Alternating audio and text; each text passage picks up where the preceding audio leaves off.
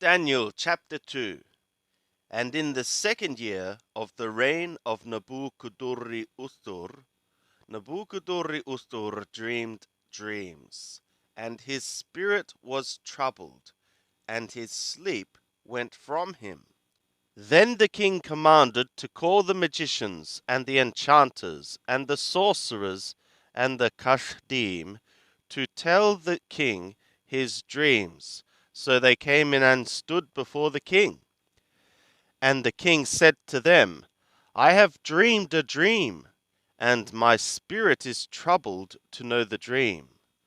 Then spoke the Kashdim to the king in the Aramaic language. O king, live forever. Tell thy servants the dream, and we will show the interpretation. The king answered and said to the Kashdim, The thing is gone from me. If ye make not known to me the dream and the interpretation thereof, ye shall be cut in pieces, and your houses shall be made a dunghill. But if ye show the dream and the interpretation thereof, ye shall receive of me gifts and rewards and great honor. Therefore show me the dream and the interpretation thereof. They answered the second time and said, Let the king tell his servants the dream, and we will show the interpretation. The king answered and said, I know of a certainty that ye would gain time, because ye see the thing is gone from me. But if ye make not known to me the dream, there is but one law for you.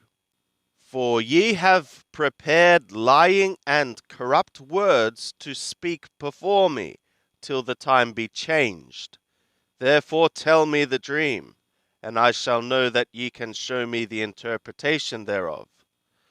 The Kashdim answered before the king and said, There is not a man upon the earth that can show the king's matter, forasmuch as no king, lord, or ruler hath asked such a thing of any magician, or enchanter, or Kashdi.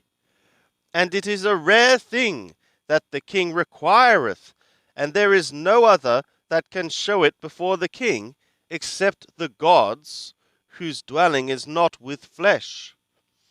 For this cause the king was angry and very furious, and commanded to destroy all the wise men of Babel. So the decree went forth, and the wise men were to be slain. And they sought Daniel and his companions to be slain. Then Daniel returned answer with counsel and prudence to Arioch, the captain of the king's guard, who was gone forth to slay the wise men of Babel. He answered and said to Arioch, the king's captain, For what reason is the decree so urgent from the king? Then Arioch made the thing known to Daniel. And Daniel went in and desired of the king that he would appoint him a time, and he would show the king the interpretation. Then Daniel went to his house, and made the thing known to Hananiah, Mishael, and Azariah, his companions, that they would desire mercies of the God of the skies concerning this secret, that Daniel and his companions should not perish with the rest of the wise men of Babel. Then was the secret revealed to Daniel in a vision of the night.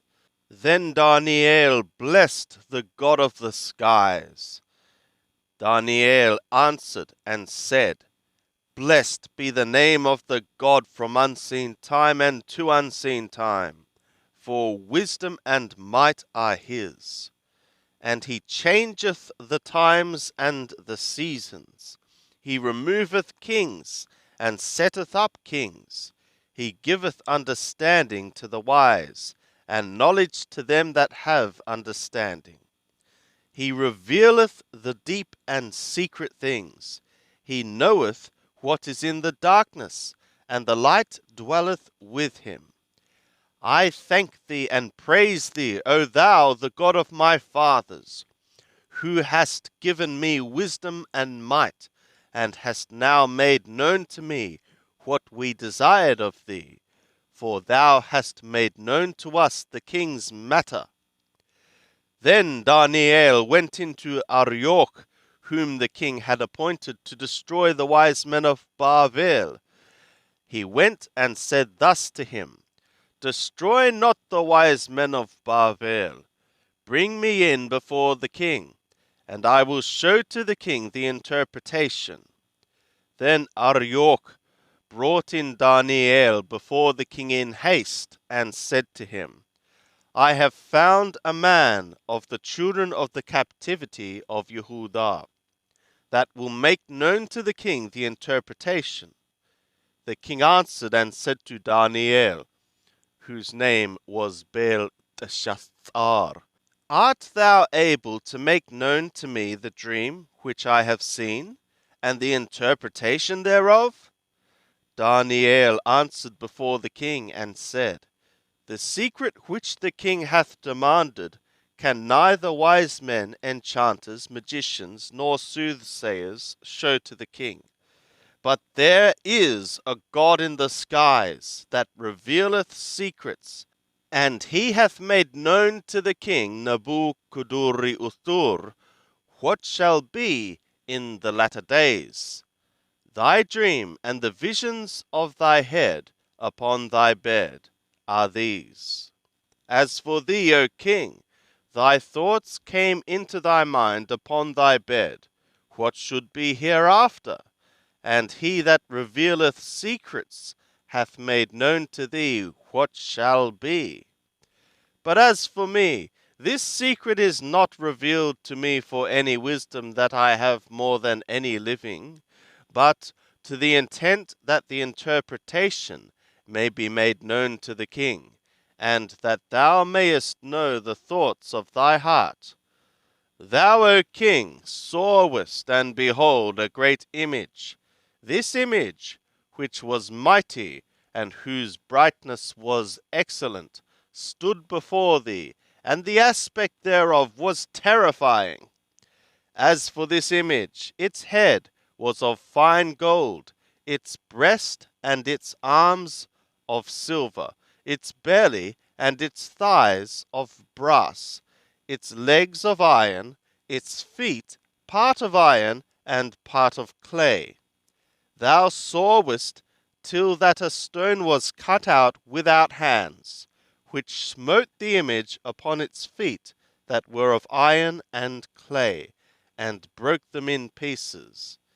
Then was the iron, the clay, the brass, the silver, and the gold broken in pieces together, and became like the chaff of the summer threshing floors, and the wind carried them away, so that no place was found for them. And the stone that smote the image became a great mountain, and filled the whole earth. This is the dream, and we will tell the interpretation thereof before the king.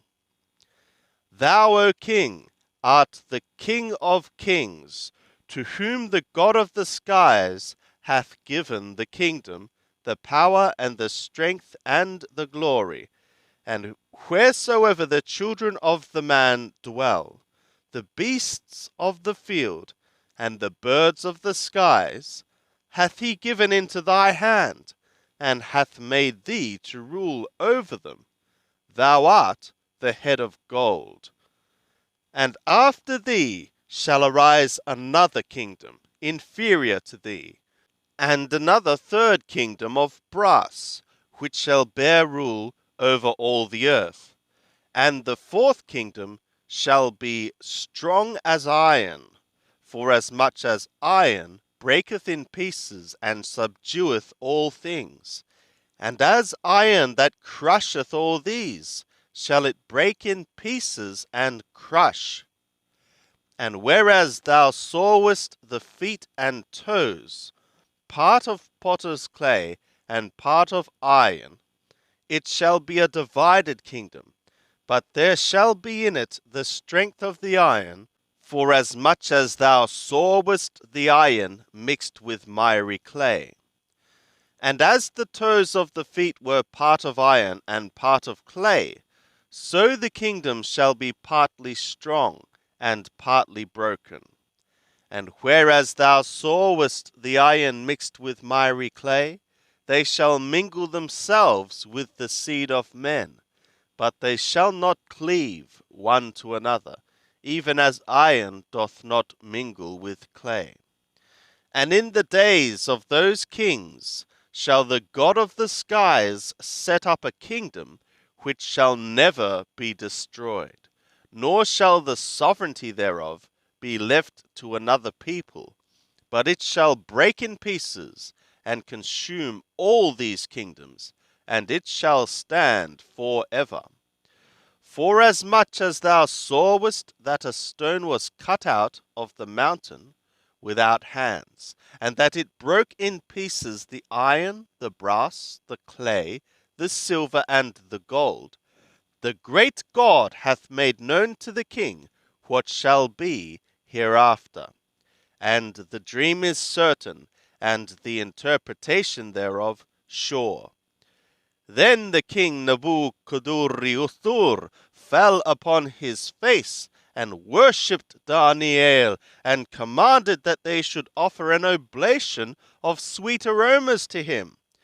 The king answered to Daniel and said, Of a truth your God, he is a God of gods, and a Lord of kings, and a revealer of secrets, seeing thou hast been able to reveal this secret.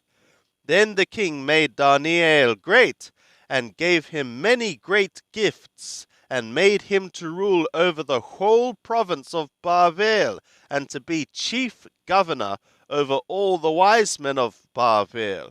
And Daniel requested of the king, and he appointed Shadrach, Meshach, and Abednego over the service of the province of Babel. But Daniel was in the gate of the king.